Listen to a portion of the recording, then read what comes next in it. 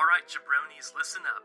Things are going to be a bit weird on the channel for a little bit because I'm about to return to a schedule system since school is beginning to wrap down. Before I do that, I want to finish Katawa Shoujo and get that out of the way. So there's just going to be Katawa Shoujo for just a little bit.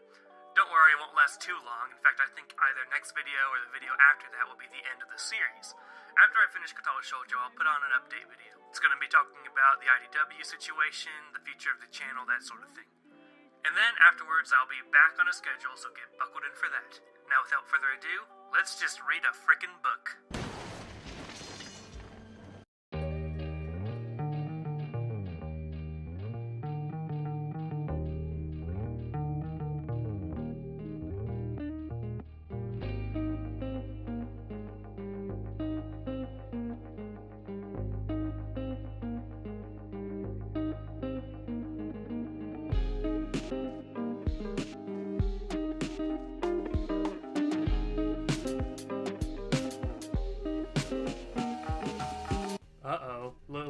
Look like someone didn't record a video early enough, and there goes all the natural lighting. So let's just fire this up. I hate this light. It's like completely white. It's been a while since we played this game, Katawa Shoujo, but you know, we're heading towards the end line. We're about to finish. Let's keep going. Without any further ado, let's start this. Last episode, we managed to get Hanako to come out of her room and rejoin society. So there's that. The library, while not humming with activity, is noticeably more busy than usual. Exams are not far away. Oh, that's actually how it is IRL right now. And that's reflected with the number of students burying their noses in textbooks at the tables around us. I've been studying quite a lot in the past few days, just like them, in hope of doing what I guess it could work. In hope of doing well in the exams. This also means that Hanako and I have been playing games less, so she's begun studying as well, just to fill in the time. Nevertheless, I found myself forsaken by her on this particular day. The textbook in front of me has remained on the same page for some time. After so much reading on subjects I couldn't care less about if not for the exams, my mind is beginning to wander. I found my eyes flicking over to where Hanako would usually be, just like on the day she wasn't in class. Her usual beanbag in the corner of the room is conspicuously unoccupied. It was here that we first really met. I tried to start a conversation with her. She got skittish and eventually bolted from the room altogether. I probably shouldn't smile about it, but it was kind of amusing in hindsight. Nowadays, it's more and more difficult to imagine her doing such a thing. Even with Lily gone, she's been doing well now that she's come out of her room. I want to talk with her, or at least play another game of chess. I'm tired of studying, and it's been a few days since we've really done anything together. The question of where to find Hanako isn't a particularly difficult one. If she's not in the library, chances are that she's either in the tea room or for some peace and quiet, or in her dormitory room. I can read. Please believe me. Deciding to check them in that order, I pack up my books, kill yourself game, and make my way out of the library. I stretch and give a loud groan as I walk down the hallway. Studying may be frustrating at times, but with the progress I feel I've made, there is also some sense of pride in getting it done. It's a good feeling. There isn't a sound to be heard from inside as I stand in front of the door to Hanako's room. I guess that isn't very indicative of whether she's inside or not, given how quiet she usually is. Still, she wasn't in the tea room. I tried knocking lightly to make my presence known, but I'm surprised when I find the door unlocked and yielding at my touch. Heyo, we're just gonna barge on in here. With a small creak, the door opens, and it looks like my suspicions were correct. Hanako is indeed here. She's sitting at the table with an open book in front of her, but pays it no heed as she keeps looking out the window. She looks utterly oblivious to my presence.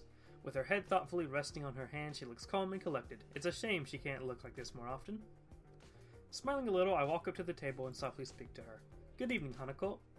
Hanako's head turns a little to see me, but she's still only half there. I put a hand on the table and lower my head to better look at her face, mildly curious about what mood she's in. What's up?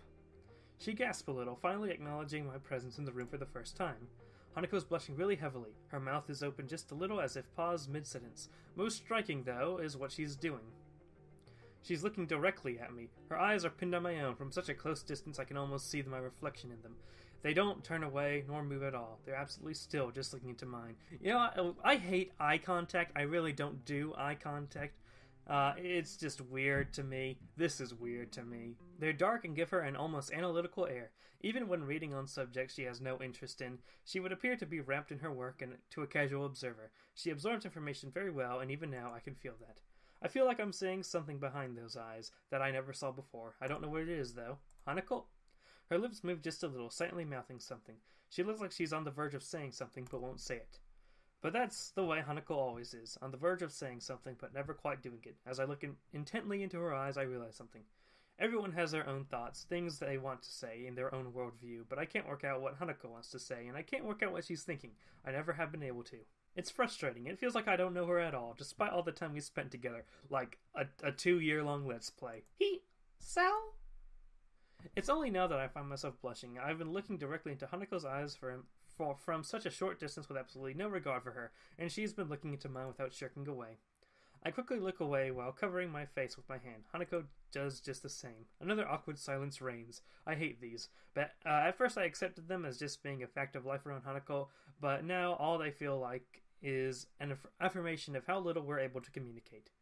Some anger even makes its way into the complex mixture of emotions I'm experiencing right now. I want to bridge that gap between us. Friends shouldn't have to tiptoe around each other like this. I speak before I can argue myself out of what I'm going to do. My scarring isn't as bad as Hanako's, and I can't possibly compare my life to hers, but I want to show her that she's not alone. Oh boy. Doing this in such a blunt manner might be the only way to get my point across. Hanako, I want to show you something. Was he just barging into our room just to look at this scar? Just completely unprompted. I take a deep breath to prepare myself. This could backfire badly, yeah, really. But I feel as if we've come close enough to come for this to be okay. I'm not going to strip naked or anything weird. I'm just going to take off my shirt. Look at that face. That face of utter, like, why? Why? Hanako's eyes grow to the size of saucers. Her face is an amusing mixture of curiosity and nervousness as she stands. That's a little bit more than just a mixture of curiosity and nervousness. It helps take the edge off. I'm sorry. It helps take the edge off my own nervousness at doing this in front of another person. Slowly, my entire body feels tense. I unknot my tie and begin to loose the first of the buttons. I'm trying to mentally block out Hanako to make this easier, but it's not really working. Are you sure this is a good idea, Hisao? As I work my way down, I expect to hear some form of protest from her. She remains silent, though, which just makes this feel even stranger. With the last of my shirt unbuttoned, I take a breath and look at her. Oh, we're getting a CG here. Hanako's gaze is fixed on my scarring, as expected, and once I nod to say it's okay, she steps forward and tentatively places her hand on the vertical line running down my chest. The scarring on her hand, the pattern of damaged skin across its surface, contrasts with the single uniform line that makes up mine. Her hand isn't trembling at all, unlike what I predicted. This is the scar from the surgery that followed my heart attack. The surgeons had to cut open my chest to operate on my heart. I never knew. Hanako's words are calmer and softer than usual. The soft feeling of her fingers moving from my scar to my breast makes me hesitate a little before continuing on. You're the first person to see this since I left the hospital. But why are you showing this to me? I wanted to prove to myself that I could do this, that I could accept my past and move on. I wanted to show that to you as well. She nods. From her reaction, she seems to know how difficult this is for me. More than anything, this scar represents a visible reminder of my condition, a reminder that I'm not normal anymore. That's something that, until now, I had tried my hardest to ignore. As the minutes tick by, Hanako's gaze lingers. Her eyes look less focused on my scarring than before. The situation feels a bit different than it previously did, and makes me feel slightly uncomfortable. Her hand retreats, and I draw my shirt closed and begin to button it up. Her blushing face suddenly returns to its typical tense and timid state as she looks away.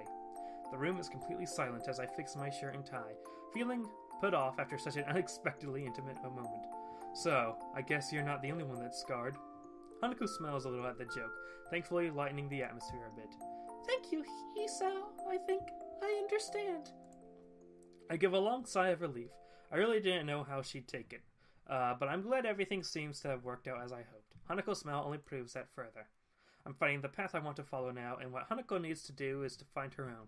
It's something I can't help her with, and it's something that needs to overcome her past in order to do so.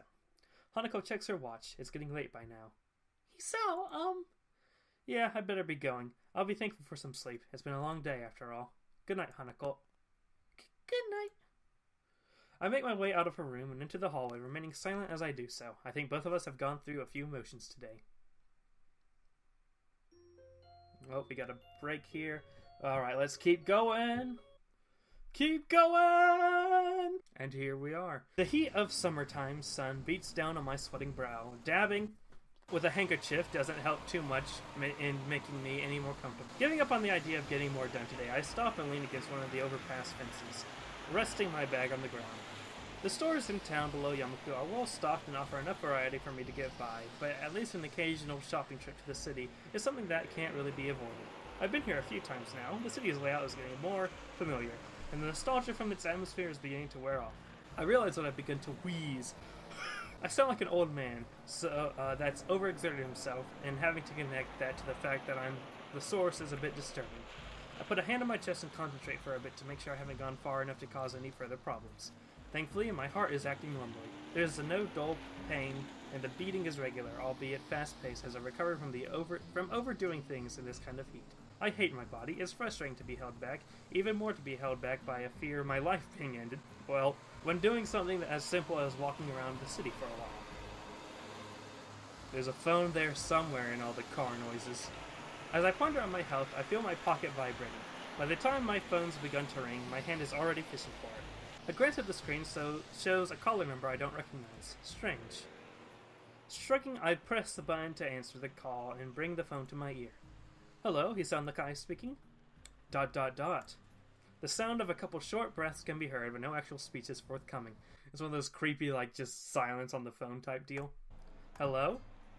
Hisao? Oh, okay. It's Hanako. Her voice is really easy to place, even if I've never heard it over a phone before. Yeah, I imagine so. Hanako? Sorry, I wasn't expecting you to call. What's up?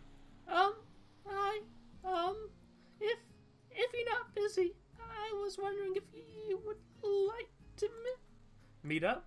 Yes, She sounds really wound out about this. I can hear muffled voices in the background, and it's about time for afternoon tea, so I guess she'll want me to meet her at the Shanghai or something. That sounds fine. Are you at the Shanghai? I'm in the city. Oh, okay. Hanako's here? Alone? That's a surprise. It's a little wonder she's like this if she's surrounded by people and entirely by herself. That works out well. I'm just wandering around there now. Where are you? Hanako manages to stammer out the street name, address, and some basic directions to where she is. Luckily, it's not too far, so I agree to see her soon before hanging up. I look up to the sky. The summer heat is beating down. This is the first time Hanako's asked for us to do something together beyond a simple board game, and the first time, at least, since I've known her, that she's come to the city by herself. Maybe this means that Lily was right. By the time I manage to stagger up to the cafe where Hanako is, I've started to wheeze again. I'm sweating so much that I feel like a melting popsicle, and can barely hold the bag in my hand. I need to sit down, badly. The tables outside are all occupied and by busily chatting couples and girls gossiping between themselves. The contrast between the different age groups and fashions of the people here and the people from the town near Yamaku is striking. I scan over the people sitting at the tables, but I can't see Hanako. She did say she was sitting outside, so I must be missing her. Not difficult, given how small she usually tries to make her presence. I look around again, more slowly this time, taking particular care to see if I can find Hanako's hat. It's pretty distinctive, and I'd be very surprised if she wasn't wearing it. There she is. Soon enough, her head is kept low, and the table she's sitting at is right beside the building in an inconspicuous corner. I walk up to where she is and make sure that I have her attention before I sit, lest I give her a scare. She notices me and gives a small wave as I arrive at her table. Are you feeling okay? I try my best to laugh it off as I wheeze, but doing so just makes me more out of breath. Not very fit these days, don't mind me. Hanako nods, but still looks a bit put off. Now that I can get a good look at her face, something about her seems a little different. I'm not sure if my eyes are playing tricks on me, but she looks kind of nice. Her eyes move upwards to look at me, before quickly flicking down again. I begin to think this is going to be a rather quiet meeting, but the waitress thankfully arrives and sets down a cup of tea in front of Hanako. Hanako almost automatically turns slightly away and lowers the side of her head. It's an amazingly practiced motion, and does a good job of its intended purpose, hiding her scars from someone who's leaning in close. Her right arm is laying on the table, though, with a scarring on the back of her hand quite visible. It catches the waitress's eye, and I move quickly to distract her. Excuse me, may I place an order? The waitress nods and gives me a couple of seconds to look at the menu. Could I have a mango smoothie, please?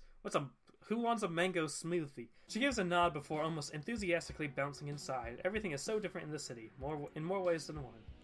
Hanako looks back up towards me and adjusts her hat a little. If she noticed the waitress staring at her scars, she doesn't show it. Coffee? I think I'd die from this heat if I had something like coffee right now.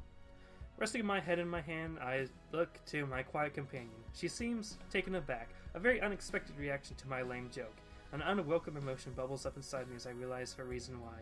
It's almost scalding hot, isn't it, Hanako? Unlike most Yamaku, indeed, unlike anyone there that I'm aware of, my condition goes beyond limiting the activities I can do. Or, to be more precise, reaching those limits could have more. Oh, is he saying she's upset because she might be worried about his health? Well, where's the burn victim jokes? Thankfully, it's something that's rarely come up since I entered Yamaku. I thought it was so rare that Hanako and Lily might not think of it at all. It turns out that I was wrong. Hanako silently drinks her tea while I wait for my drink, confirming that it's the right temperature with a small sip before she begins in earnest.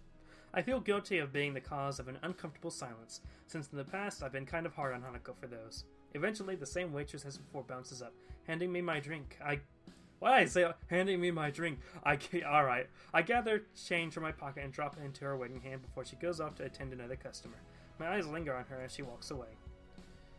Do you think that she looks pretty? Oh no, is it like one of those memes? Hanako is following my gaze, her eyes and the waitress that served us. I can feel my blood slowly going to my cheeks as I rest my smoothie back on the table. No, I can't really say that I'm into that look. She'll just look more like an old friend I knew before my heart attack. Did you have many friends? Oh, that hits hard, Hanako. No, I didn't. I had a few at my previous school, though I wouldn't say a lot. The four of us just hung around together after school and stuff. Do you still talk to them? I shake my head. No, we gradually lost contact while I was stuck in the hospital. You're not saddened by that? Or angry? Hanako looks genuinely surprised. I guess it's the right reaction. Well, life did move on for them while I was stuck in the ward. I was pretty sore about it at the time, but now it's just a bunch of nice memories. Besides, once I came to Yamaku, I found new friends as well. That's quite a whitewash of what my feelings were back then. I went through some dark times during my stay at the hospital, and I really am glad that Hanako and Lily were around to help me after I left it. Hanako blushes as we both get down to enjoying our drinks. She seems to have calmed down since I arrived, and I've started to feel a little better now that I've had the chance to rest a bit, so this is getting to be a nice outing already. Even if she's calmer than before, though, she's still fidgeting a bit. She runs her hand down one of her bangs as I try to think of something to say. That's right, I was going to ask. Hanako tilts her head quizzically. I didn't know you had a mobile phone. How did you get my number? Lily gave it to me. I should have guessed. You know, you could have just asked. I'd have given it to you. Want to exchange email addresses? Hanako nods and sitting down her drink and fishing out her phones from her pocket. Did I say phones? Fishing out her phone from her pocket as I do the same. It's surprisingly the same motto as mine. Pink, though. Okay. Nice phone. Is that something people say to each other? Granted, nobody has said nice phone to me. Because some of you might know this, but this is my phone. And it's currently 2017 CE, by the way. By the way, I also heard that phones being near microphones causes them to get all staticky, and that might possibly be the reason why my mic gets staticky. I don't know. Maybe it's all gone staticky before this point in time. But I've had this phone on the other end of the room now. But if it's just wireless signals that cause mics to go all then there's no hope for me. There are wireless signals going throughout this whole place. She looks to me with a curious expression before noticing my phone and giggling. It's one of those very few times I've seen Hanako let her guard down enough to do such a thing. I didn't pick it out myself, though. Oh? It was a present from Lily. I never really needed a phone, and I couldn't afford one. She bought me one for Christmas, though, saying that we could use it to keep in touch. They see each other basically every day anyway, both in and out of school. Well, Lily doesn't see her. Then again, Lily does have her class representative duties and other friends that she talks with. It'd probably help for situations like this, too, when she's gone away for a while. Lily's a very special person to you, isn't she? She is. I love her very much. Hanako looks down and smiles as she thinks of her. None of my friendships were as deep as theirs, and I have to admit to myself that I'm a little jealous of their relationship. We tell each other our email addresses and thumb them into our representative phones, and I get Hanako's number from earlier and put it into my contacts list. Done. That makes 3 now. 3? Lily, Akira, and you. I think that's more context than I have, actually. Akira. She's an interesting person, isn't she? She is. She's also really nice, though. Her suit makes her look a bit cool. I'm a little surprised you know each other well. What with her job taking up so much of her time. Hanako looks down a little and takes another sip from her drink. If it wasn't looking intently at her face, I'd miss the small smile perched on it.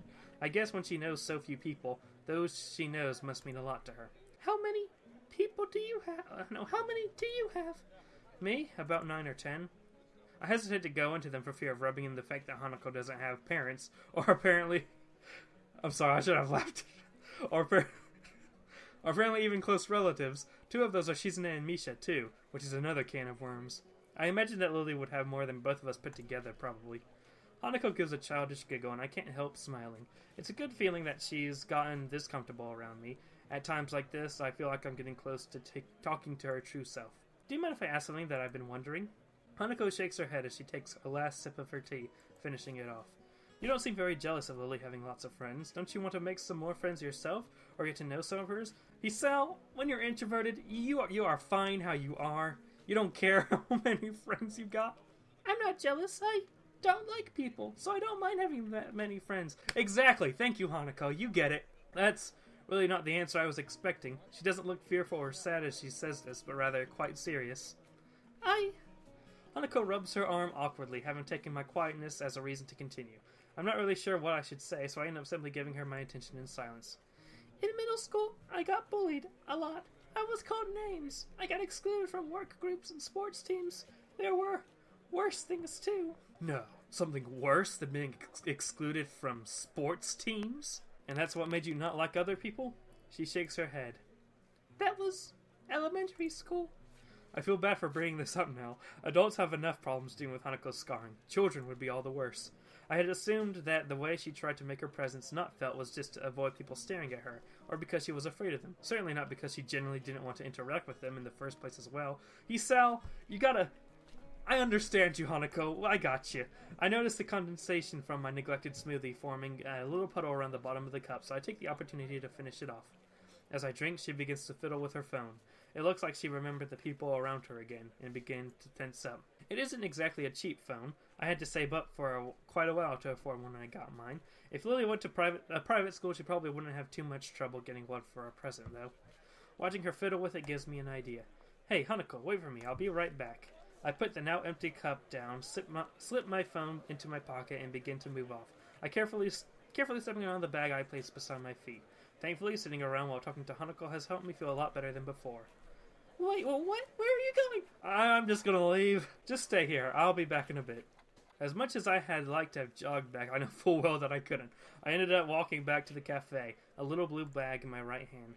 Hanako notices me quickly, with looking about as confused as she did when I left. I deposit the diminutive bag in front of her, and I sit back down. Is this? It's for you. You can open it. But... Go on. She looks very unsure about it, but eventually gives in, slowly opens the bag, and picks its contents out. Oh. A silver chain phone strap dangles from her fingers, ending in a delicate flower. It isn't exactly a masterwork of jewelry, but it's just about as much as I could afford. Ah, and Hanako means like fire child, not flower child or something. It depends on what cult is used, but I think if they're using the basic kanji, then it's Hanako. It's probably in front of the screen right now. Flower child. Hanako's eyes light up when she looks at it. It's the kind of reaction I was hoping for. The summer sun's light glints off the silver as it twists to and fro a little. It's not ostentatious, but it looks a little charming. I think it suits her well. Hanako lowers the phone strap to the table and looks to me once more. But it's not Christmas or a birthday. It's fine, don't worry about it. I just thought it'd be nice to have something to decorate your phone with. I don't have anything to give you. I told you, it's fine. Friends can give things to each other like this sometimes, right? Friends. Hanako lowers her face so much that I can't see her expression. She eventually nods before taking the phone and fiddling with the strap to attach it properly. She looks to me and smiles as she holds up her phone, now adorned with a little flower. Thank you, Hisao. Her smile proves infectious. Out of the corner of my eye, I notice a couple getting up and leaving. That reminds me that the bus back to town below Yamaku will be coming soon. I guess I'd better be going if I want to catch the next bus back to town. You coming as well? Yes. She hastily nods before carefully putting her phone back into her pocket and getting out of her chair. I do the same and pick up the bag I left beside me on the way out. We walk side by side as we make our way to the bus station, exchanging no words between us. Hanako's gaze is firmly locked ahead of her, though she looks very happy with herself. I'm not sure what I should say to her, but I'm also sure that I need to say I'm also not sure I need to say anything. The fact that Hanako is happy, and happy because of me, is enough to make the load on my arm feel light as a feather. Alright, we have a break. Let's go for one more break. Let's see. I know these are longer, but I said these were going to be longer, because I want to get this done and over with. Finally reaching the classroom after the usual walk from the dormitories, I step inside. My eyes immediately turn to the third seat from the left in the back row, Hanako's seat. It's empty, and after glancing around the classroom, it looks like she isn't here yet. The two girls from the newspaper club are here, and in the two seats to the left of Hanako's are Shizune and Misha, but that's about it.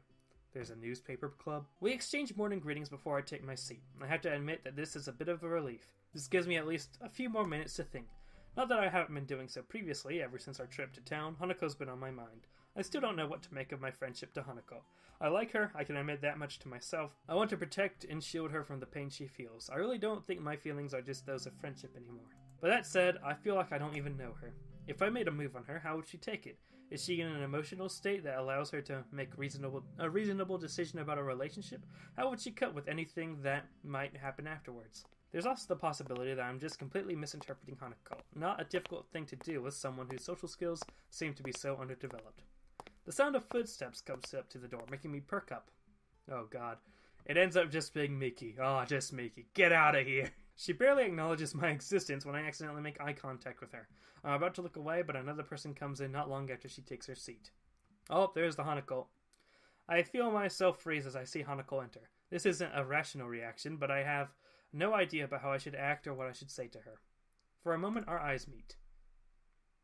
And then, just as quickly, she looks away and moves to her seat without saying a single word. As is now usual for the period following classes, my face is buried deep in a book that I find thoroughly uninteresting. Studying is not something that comes naturally to me. I didn't study a lot before coming to Yamaku, and until now I've largely managed to coast through on talent alone. It's frustrating that I can't do that anymore. Judging by the faces of the other few students of the library, I don't think I'm alone in my distaste for this. Misery loves company, I suppose. I decided to spend lunchtime with Hanako, since we haven't had lunch together for a while now. I may as well have spent the time studying, though, aside from the pathetically small snippets of small talk, there was barely a word said between us. Why does she keep doing this to me? I just want to protect her, to be there for her, but every time I feel we're coming closer, we end up further away. Are you busy? Hanako just screams it. It just pops out of nowhere. And there's a face of shock. My head whips around in surprise, causing her to retreat in fright. That was bad timing. If I hadn't been thinking about her at that very moment, I probably wouldn't have been nearly so startled. Sorry, you just startled me. I find myself staring at her longer than I should, so I go back to the text lying on the table in front of me. I feel more like I'm just staring at the words rather than actually reading. I get the feeling Hanako can notice this as well, so I sigh and close the book. What's up? I was just wondering what you were reading. She looks a little downcast after my reaction to seeing her. Giving up on the prospect of getting any more work done, I get up and return the book to its place on a nearby shelf. Just an English textbook. Has it helped? It helped me realize that I don't like English, yeah? Oh, okay. Hanako gives a small giggle. I may muse on the strange state of our friendship, but I do know that such little gestures are things that I wouldn't see were I not at least some distance closer to her than when we first met. I look at her for a moment, thinking about what I do and don't know about her. It's a slightly depressing topic. Is something wrong? If I want to know more about her, maybe I should stop being so evasive about it. Talking with Lily as an equal, rather than being constantly in fear of causing her to become upset, worked fine, so I should just try a straightforward approach with Hanako as well. Hey Hanako, do you mind if I ask you a question?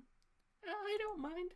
I want to know what your life was like. Your life before coming to Yamaku. She hesitates. I briefly consider backing off, but she seems to be taking the question quite seriously. I sit and watch her, silently letting her take her time. She's not making eye contact with me, and looks almost as if she's arguing with herself until letting herself open up more.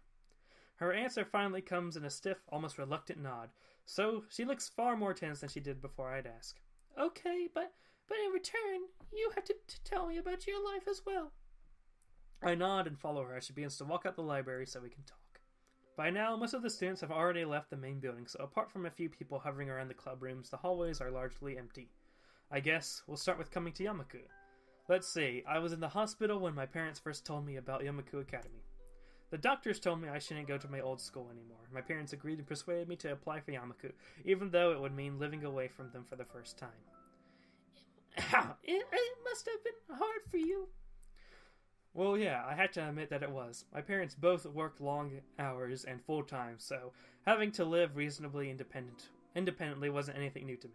It was the fact that I was going to a school for disabled students that hit the hardest, I think. Those darn cripples. And you?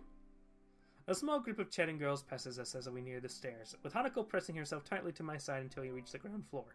She doesn't usually come this close while just walking in the school, so I'm left a little put off. The staff at the orphanage offered me some options on what I could do. Middle school hadn't been good, so I thought that Yamaku might be better. It was isolated, and I thought it might be easier to get by here with most of the others being disabled. It's pretty ironic that the reasons Hanako looked forward to Yamaku are the exact reasons I hated the idea. To me, it felt like I was being shunted somewhere away from society and everyone I knew.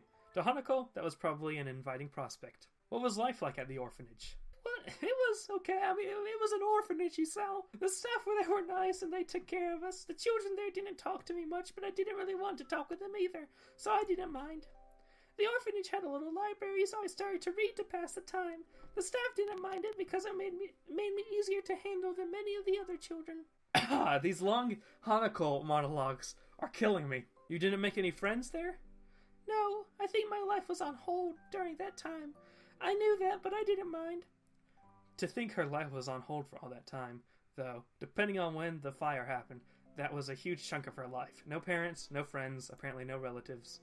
We walk through the door into the courtyard. I expect us to need to avert my eyes from the sun, but now it's well into the sunset. Hanako's eyes keep flicking to me, so I look away from her for a bit.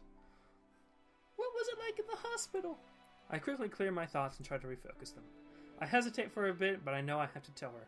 We're close enough for her to feel comfortable telling me this, so it's only fair that I reciprocate. It was okay at times, but at others it was pretty bad. At the beginning, everyone sent their sympathies and came to visit often. It was just like breaking in an arm or something. Meeting all my friends was one of the good times. Iwanako came in often as well, more often than anyone else. But there were bad times, too, when my friends slowly stopped visiting. I began to realize how grave my situation was. It reminded me that this wasn't just a broken limb, but that I was now a different person than before. Even the times Iwanako would spend with me became torturous. By the end, we were reduced to silence, whereas before, she'd be talking constantly. But that's how Iwanako always was. She may have been a fragile person, but she would just constantly try to hide that fact. Not about anything in particular, just talk. I think the three lowest points would have been when my parents told me I wouldn't be going to my old school anymore, my birthday passing while I was in the hospital, and when Iwanako left for the last time. We leave the school buildings behind us as we begin to follow the main path to the gardens. There may have been the odd bystander in the school buildings, but just outside we're practically alone. What was your middle school like? I liked it. I grew up in a really metropolitan area, and the little school was nearby, so it was pretty crowded. I didn't mind it, probably because I'm used to being in crowds and around lots of other people. I got good grades, I played soccer with my friends, I spent a fair bit of time hanging out with them after school as well. Did get teased a bit over my hair, though. Your hair? I grimace a bit as I put my hand over my hair to cover it. I keep getting tufts and strands that refuse to flatten or stay where I wanted them, and my mother wouldn't let me just get my hair shaved. It had a habit of popping out, so no matter how much I tried to brush it down. It still does, a little. I was worried I'd get that reply. Sorry, I didn't mean to. I give a mild laugh and wave it off. It's fine, I know it still does. It feels strange to have someone act so interested in my past. If it were anyone else, I'd think they were just acting polite, but that's something I really don't think Hanako would do. Or if she did, she'd do it so badly it would be obvious. There are a number of girls in the common room on the ground floor, and Hanako presses herself to my side once more as we pass them. I expect her to break off, but instead she continues to cling on to me as we walk towards the stairway. Something about the way she's holding on to me feels different from the usual. I'm left deep in thought as we walk up the stairs down the hallway. It's only when we stop that I look up and realize I've been following her without question. Yeah, really. Why did we come to your dormitory room? She looks straight at the door without so much as a glance in my direction. Hanako? She moves to answer but stops herself. Instead, she suddenly breaks from my side, opens the door, and steps inside. I look up and down the hallway a bit lost as to exactly what I should do. Shrugging, I decide to follow her since I don't have any reason to do otherwise. Hanako stands in the middle of her room and looks straight at me. It's unnerving when she does this. It's an unusual action for her. I open my mouth to speak, but she preempts me. Could you close and lock the door? Hanako's hand reaches for her chest, grabbing her blouse up, her heart. I turn and lock the door shut, then freeze. The atmosphere is beginning. Is she gonna murder you? I've played School Days before. That wouldn't be the first time. This feeling is only made more profound when I hear the curtains being pulled behind me. It's going to be night soon. We're a guy and a girl in a bedroom. She's closing the curtains, and I'm shutting and locking the door. She can't really have that in mind, can she? I gulp and turn around very, very slowly. Hanako is in the center of the room, but hasn't turned back to face me. You told me about your past, so I had to tell you mine. I mean, you don't have to lock the doors and make it all dark like a satanic ritual, though. Unless the fire in your house was from a satanic ritual. Is that what's happening here? I pauses for a number of seconds. Her hands move to her ribbon and begin to tug, all but confirming my thoughts. Hanako, if this is what I think it is, I have these scenes turned off. Please, don't say anything. I obediently stay hushed as she slips her ribbon and continues to... Oh no. The process is slow. Perhaps it feels slow because of what she's doing, I'm not sure. Frozen to the spot, all I can do is watch as Hanako's hands trembling. Oh, nope, I have these scenes turned off. What?